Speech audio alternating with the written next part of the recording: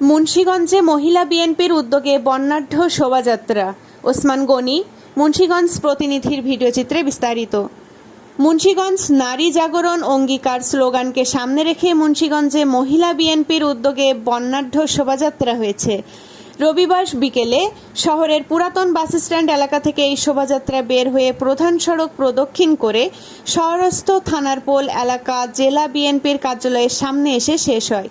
এ সময় অঙ্কুরিত মুক্তিযুদ্ধ ৭১ ভাস্কর্যের সামনে সংক্ষিপ্ত পথসভায় প্রধান অতিথির বক্তব্য রাখেন জেলা বিএনপির সদস্য সচিব ও মুন্সিগঞ্জ ৩ আসনের ধানের শীষ প্রতীকের মনোনয়ন প্রত্যাশী মোহাম্মদ মহিউদ্দিন।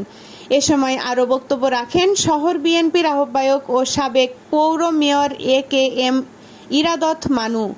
এতে উপস্থিত ছিলেন জেলা বিএনপির আহ্বায়ক কমিটির সদস্য শাহাদাত সরকার, কাজী আবু সুফিয়ান বিপ্লব, সদর উপজেলা বিএনপির সাধারণ সম্পাদক মোহাম্মদ সাইদুর রহমান ফকির, শহর বিএনপির সদস্য সচিব মাহবুবুল আলম স্বপন সহ প্রমুখ নেতৃবৃন্দ।